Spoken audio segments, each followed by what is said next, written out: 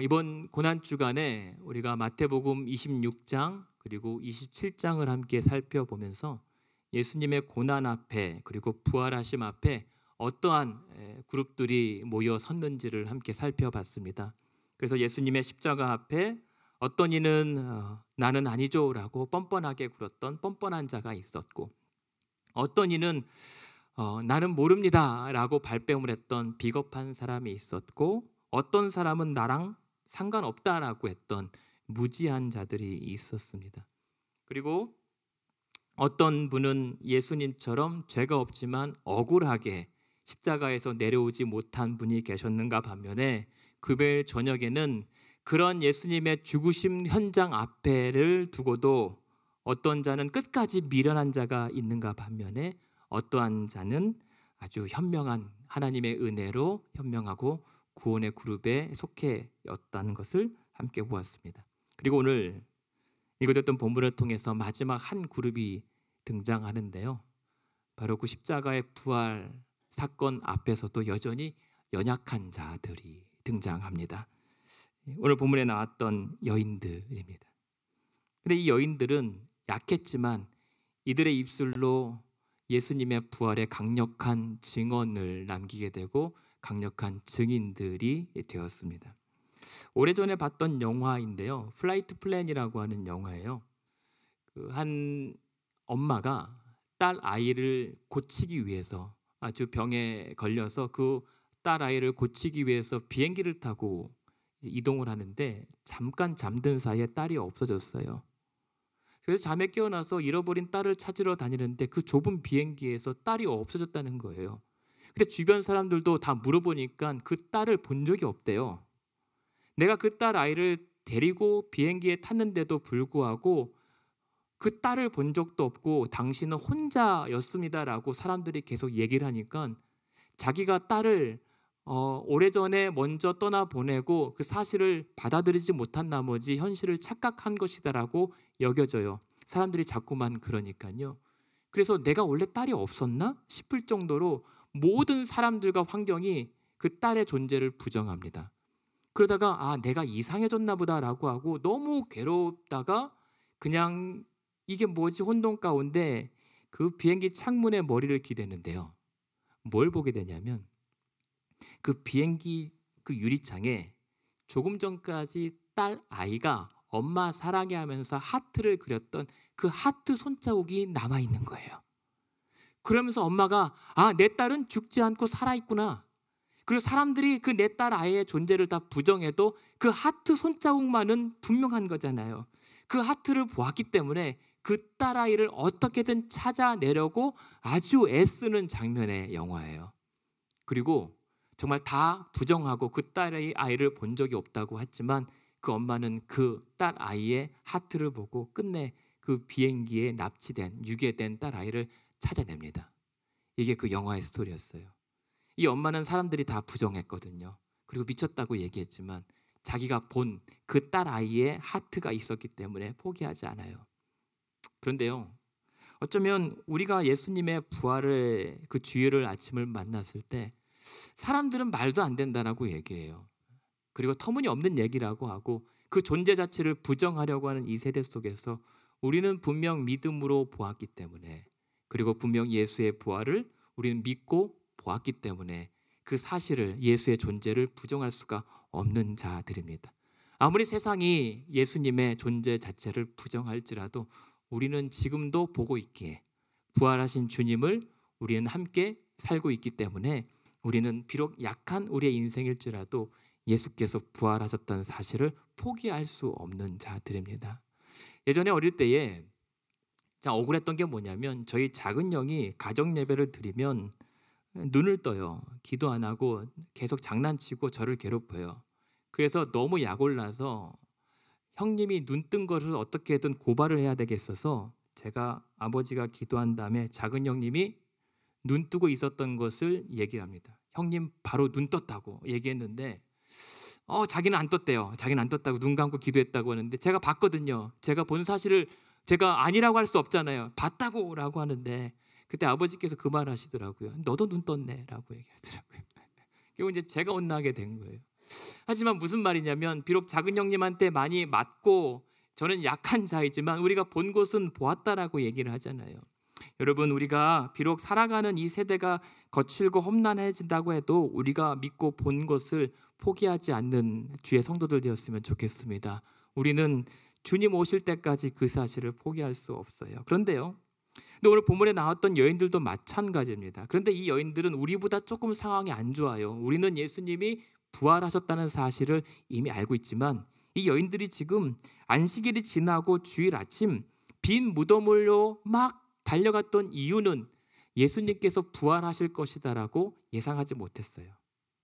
이 여인들은 그냥 그 예수님의 무덤에 빨리 가서 그 전날에 예수님께서 어디에 매장되어 있는지를 보았기 때문에 자신들이 할 수 있는 것은 그 예수님의 시신에 썩은 냄새가 나기 전에 향품을 발라서 냄새를 없애드리는 정도에 불과했던 겁니다. 그래서 아침에 일찍 달려갑니다. 28장 1절에 보면 안식일이 다 지나고 안식 후 첫날이 되려는 새벽에 막달라 마리아와 다른 마리아가 무덤을 보려고 막 달려갔습니다. 그런데요, 갔더니 예상하지 못한 예수님의 부활의 현장을 목격하게 됩니다.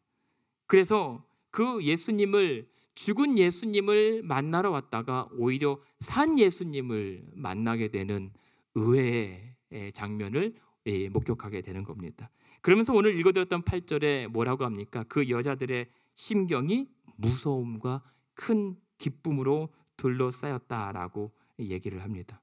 그러니까 무서웠다라고 하는 것은 어떤 크나큰 감당하기 어려운 사건과 현장을 목격하고 이것이 과연 사실인지 아닌지 의심이 들 정도의 그러한 이 어려운 일들인데 그 의심을 떨치고 받아들이려고 몸부림칠 때 드는 두려움이에요. 이것을 내가 믿어보겠다라고 했던 열망이 두려움입니다. 근데 그 두려움을 넘어서 큰 기쁨이라고 하는 것은 큰 기쁨이에요. 위대한 기쁨. 우리의 생각으로는 도무지 상식으로는 도무지 받아들이거나 경험할 수 없는 아주 큰 기쁨이 이 여인들에게 찾아옵니다. 처음에는 슬픔과 낙담과 절망으로 무덤을 찾아갔고 그저 예수님을 그리워하는 정도에서 머물려고 했는데 그 빈 무덤이요, 빈 무덤을 보고 예수의 부활의 소식을 듣고 이제는 어쩌면 예수님께서 정말 살아나셨는지도 모르겠다라고 하는 두려움과 떨림들이 이 여인을 주도하게 됩니다. 어떤 마음일까 생각을 해봤어요. 이 여인들이 아직 예수의 부활을 아직은 천사를 통해서 들었지만 왜 무서웠을까? 왜 어떤 큰 기쁨이었을까? 생각해봤는데 이런 기분 아니었나요? 제가 아주 어릴 때 6살 때였던 것 같아요. 그때 시골집에 살았었는데 그때 시골에는 비바람이 막 몹시 불고 바닷바람이 필 때 집이 덜컹거리고 그 지붕이 날아가는 그런 정도의 폭풍들이 왔었는데 그러려면 옛날 시골 문은 이렇게 드르륵 양쪽으로 열리는 문이 있잖아요. 그 평상 앞에. 근데 그 문이 타그락타그락 너무 무서운 거예요. 왜 그 어린 나를 혼자 두고 부모님은 가셨는지 너무 무서운데 비바람은 치고 막 덜컹덜컹거리는데 너무 무서웠는데 빨리 엄마 아빠가 왔으면 좋겠다 이 생각이 들었거든요. 근데 그러면서도 갑자기 어느 순간 드르륵 소리가 나는데 엄마가 아니면 어떻게 하지? 아빠가 아니면 어떻게 하지? 무서운 거예요. 또 그 소리가. 그래서 방문을 열지 못하고 딱 그런데 그 발자국 소리가 부모님 소리인 거예요. 그래서 어머니 아버지가 와서 너무 반가워서 안도감에 문을 활짝 열면서 왜 그냥 엉엉 울게 되는 그 장면들이 있잖아요. 안도감. 살았다.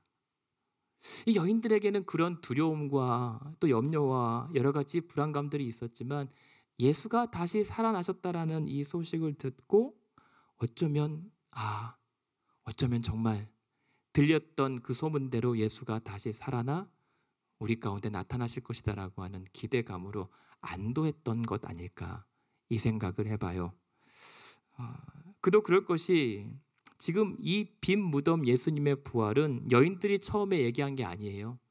이 예수님의 부활 사건은 누가 증거하고 있냐면 천사들이 증거하고 있거든요. 28장 2절에 보면 큰 지진이 났어요. 그러면서 주의 천사가 하늘로부터 내려왔어요.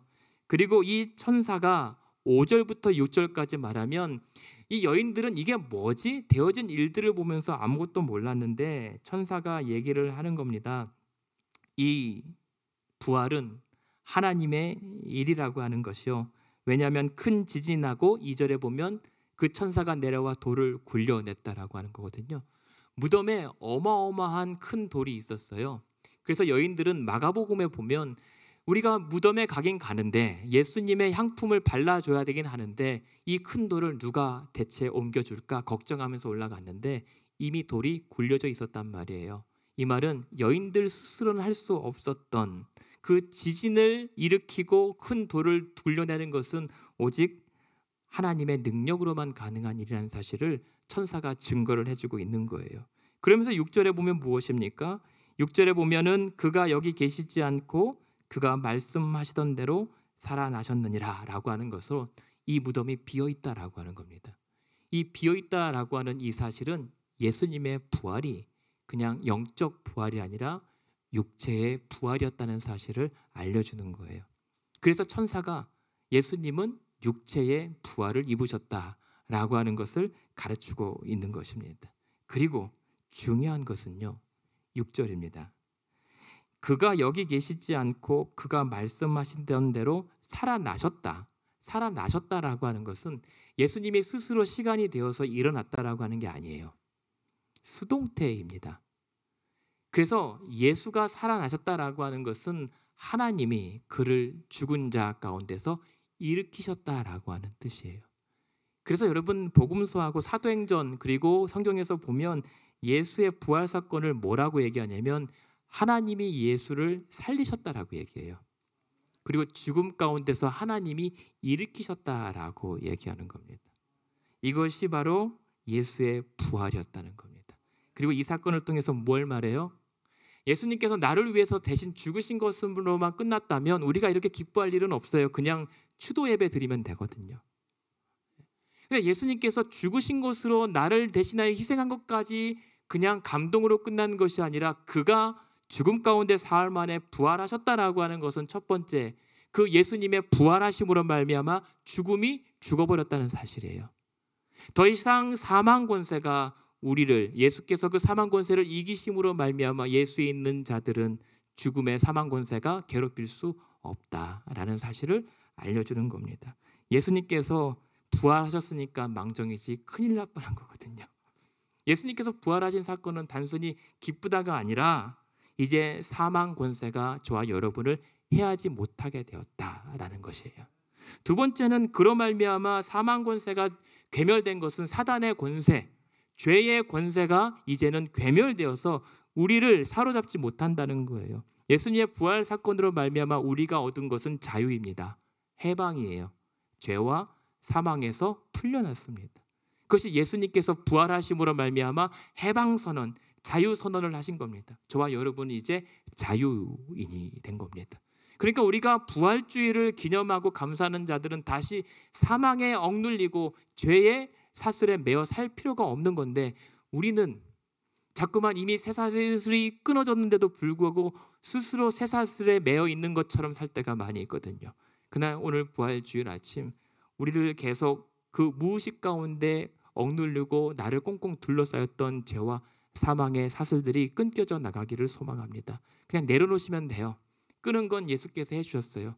우리를 그것을 다시 치렁치렁 우리가 다시 주워 맬 필요는 없던 것입니다. 그래서 예수님의 부활은 그래서 사망에서 영생으로, 그리고 그날 아침처럼 저와 여러분도 그렇게 하나님께서 일으켜 주실 것이다라고 하는 예고편이었던 거예요. 우리는요 부활하는데요, 부활 믿으십니까? 새삼스럽게요. 우리는 예수님께서 그날 아침 일어나셨던 것처럼 우리도 그와 같이 부활하게 됩니다. 우리의 육체의 부활은 여러분 우리 서로가 끌어당기는 것이 아니라 하나님이 그때처럼 우리를 잡아 일으켜 주실 것입니다. 이게 예수님의 부활의 의미예요. 그런데요, 의외인 것은 뭐냐면 이런 엄청나고 강력한 부활의 사실을 누가 지금 목격하고 그 사실을 알리고 있냐면 오늘 본문에 나오는 여인들이요, 막달라 마리아와 다른 마리아. 근데 마태복음을 우리가 계속 주일마다 살펴봤지만 마태복음은 유대인들에게 쓰는 서신이에요. 유대 사회에 익숙한 사람들. 근데 유대인들은요, 죄송한 말씀이지만 여자 말은 안 들어요. 제가 그렇다는 게 아니라 저는 잘 듣거든요. 근데 유대 사회에서는 여자들의 말은 증거로도 사용하지 않아요.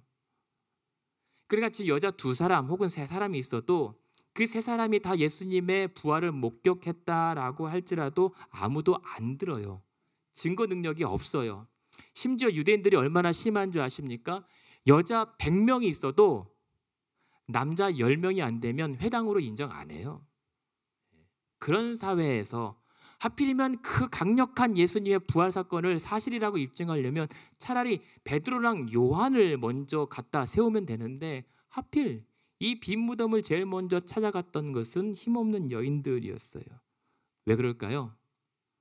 마태복음에서 마태는 예수님의 부활 사건은 굳이 남자가 아니라도 괜찮다는 거예요. 그런 증거 능력이 사람들의 평가와 달리 막을 수 없는 절대 진리라는 사실을 의연하고 태연하게 증거하는 거예요. 여인의 2사람의 목소리라도 예수의 부활을 가릴 수 없다. 그러니까 이 말은 뭐냐면 지금 23장 15절 보시면 13절 15절에 보면 예수님의 부활 사건이 이렇게 엄중하고 공공연한데 대제사장들과 장로들이 돈을 주고 경비병들을 사요. 돈 줄 테니까 야 예수 부활했다고 하지 말고 누가 시체를 훔쳐갔다라고 거짓말해라. 그 경비병들은요 돈 받고 시키는 대로 해요. 그래서 그 유대 사회에서 예수님의 부활은 거짓이고 제자들이 그 소문대로 예수의 시체를 훔쳐갔을 뿐이다라고 거짓말을 해요. 하지만 그런 거짓과 속임수에도 불구하고 예수의 부활은 여인들의 증거로도 충분했고 우리는 그 여인들의 입술로 전하여진 부활의 소식들을 우리는 사실로 믿고 예수를 믿고 있는 것입니다. 그게 하나님의 의도예요. 그리고 하나님의 의도는 무엇입니까? 그렇게 하나님은 세상에 미련한 것과 약한 것으로 지혜 있는 자들, 강한 자들을 부끄럽게 하신다. 이게 하나님의 일하시는 방식입니다. 전도에 미련한 것으로 일하시는 방식. 강력하고 세상의 권세들 차라리요. 예수님께서 부활하셨다는 사실을 더 강력하게 믿을 건 뭐죠? 백부장 혹은 본디오 빌라도에게 나타나서 내가 살았다라고 보여주시면 빌라도 총독이 회심하면 끝나는 거거든요. 그러지 않고 정말 힘없고 알아주지 않는 2 여인들을 통해서 예수의 부활을 증거한 것은 바로 힘없는 성도들을 위로하기 위함입니다. 지금 이 마태복음을 읽고 있는 성도들은요 정말 힘없는 여인들처럼 가련하거든요. 예수 때문에 핍박받고 지금이야 예수님이 부활하셨지만 이 마태복음을 기록하고 받아들고 있는 성도들은 한 몇십 년 지나서 예수 때문에 핍박받고 있어요. 그리고 언제 죽을지 모르는 그런 가련한 현실 가운데 그러나 그런 유대 사회로부터 따돌림 받고 로마 황제로부터 핍박받고 있는 성도들이지만 그러나 괜찮다. 그들로도 너희 힘없는 성도들로도 예수의 부활은 사실이다 라는 사실을 위로로 전해주고 있는 겁니다. 그것이 바로 저와 여러분의 현실도 마찬가지죠. 이제는 점점 부활을 믿지 않는다고 하지만 여러분 놀라지 마세요. 예전부터 안 믿었어요. 그냥 믿는 것처럼 많이 보였지 원래 세상은 그렇게 있는 그대로 예수의 부활을 뭐라고 좋아하거나 환호하지 않았습니다. 원래 그랬던 세상 가운데 보이는 현상이 예수의 부활을 거짓처럼 그냥 호도할 뿐이에요. 너무 흔들릴 필요 없습니다. 왜냐하면 우리는 그 부활이 누가 뭐래도 양보할 수 없는 진리이거든요. 예수님은 다시 사셨습니다. 하나님이 그를 일으키셨습니다. 우리는 그것을 믿고 그리고 보았고 그 예수님을 우리의 주인으로 우리의 구주로 믿고 따라가는 겁니다. 이걸 무엇으로 바꾸겠습니까? 그러면서 우리는 고민해야 돼요. 이제 부활주일 아침 지금 중요한 것은 이 여인들이 빈 무덤에서 예수의 부활을 기뻐하는 게 아니에요. 빈 무덤이 예수의 부활을 증거하고 있는 것이 아닙니다. 빈 무덤이 아니라 천사의 증언과 보고 그리고 이제 다른 제자들과 세상이 이 여인들이 빈 무덤에 있어서 그러한 고난주간을 보내는 것이 아니라 그 부활의 소식을 알리러 갔을 때 그 자리의 현장에서 예수의 부활이 선포되는 거거든요. 그리고 놀라운 것은 9절입니다. 9절에 보면 그렇게 예수께서 그 두려움과 큰 기쁨으로 천사가 일른 대로 부활의 소식을 전하러 가던 이들을 만나주세요. 놀랍죠? 빈무덤에 예수님은 안 계셨던 거예요. 그 부활의 소식을 알리러 가던 그 길에 예수님이 이들을 만나주세요. 그러면서 하시는 말씀이 뭔 줄 아십니까? 9절에 보면 뭐라고 하죠? 평안하냐? 평안하냐? 이 말은 뭔 줄 아십니까? 굿모닝이라는 뜻이에요. 예수님 좀 짓궂으시죠? 그렇게 죽었다가 그렇게 극적으로 상봉했는데 시시하게 안녕? 샬롬? 아니면 카이로라고 하는 얘기하는데 이 말은 그냥 일상적으로 간밤에 잘 있었어? 라고 하는 인사예요. 왜 그랬을까? 예수님에게는 이건 당연한 거거든요. 그러면서 안녕? 잘 있었어? 평안하니? 라고 했었던 것은 이렇게 들려요. 잘 있었니? 많이 걱정했지. 그리고 많이 무서웠지. 나야 약속한 대로 왔다. 라고 하는 예수님에게는 지극히 당연하고 일상적인 인사로 이들을 맞이했던 거예요. 그러면서 9절의 후반에 보면 예수님의 그 인사 앞에 여인들이 그 예수의 발 앞에 엎드려서 경배하게 됩니다. 얼마나 기뻤을까요? 일단은 부활의 소식을 듣고는 긴가민가 했을지 모르지만 그러나 그 예수님께서 직접 이 여인들을 만나 주셨을 때 참된 평안이 이 여인들에게 찾아왔던 거예요. 여러분, 부활의 소식 그것도 우리에게 기쁨이지만 그 부활의 주님을 만나 엎드려 예배할 때 우리에게도 참된 평안을 주시는 줄로 믿습니다. 여러분, 정말 부활하셨다 부활하셨다 백날 외쳐도 안 돼요. 그 부활하신 주님이 내 안에 사실 때에 그 부활의 기쁨과 능력이 우리에게 임하는 것입니다. 여러 두려움과 여러 가지 슬픔이 계속 몰아닥치는 내 인생 가운데 유일한 위로자 되신 예수께서 어느 억장이 무너질 정도로 서러운 아침 내게 그래도 잘 있니? 그래도 괜찮니? 많이 무서웠지? 라고 내게 찾아와 주실 때 우리는 그제서야 웃게 되고 안심하게 되거든요. 이 부활주일 아침 우리가 그런 은혜를 사모하기 원합니다. 내게도 평안하냐고 물어봐 주시길. 그래서 두렵지만 예수님 때문에 참 평안하다라고 고백할 수 있는 우리 되기 원합니다. 그래서 말씀을 정리하면 오늘 이 말씀은 우리에게 선택하라고 하는 거예요. 지금 이 예수님의 빈 무덤 앞에 두 그룹이 있었거든요.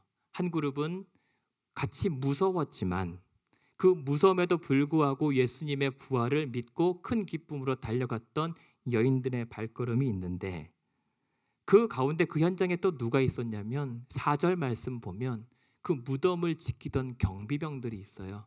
이 경비병들은 어땠죠? 4절에 보면 이 돌이 굴려나가고 예수님의 부활 사건 바로 최초의 목격자들이잖아요. 최초의 목격자들인데 이들이 사색이 돼서 놀라서 어디로 갑니까? 부활의 증인의 발걸음과는 전혀 다른 곳으로 갑니다. 11절로 건너가시면 여자들은 그렇게 부활의 소식을 전하러 갈 때 경비병 중 몇 명은 성으로 들어가서 이 모든 된 일을 대제사장들에게 얘기합니다.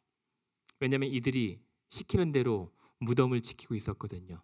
근데 이제 그 예수님의 부활 앞에 어떻게 반응할지를 몰랐어요. 그러면서 12절에 이 장로들과 제사장들이 뭐라고 합니까? 이 경비병들에게 돈을 줍니다. 그리고 아까 우리가 보았던 것처럼 돈 줄 테니까 예수가 부활했다는 소문 내지 마라.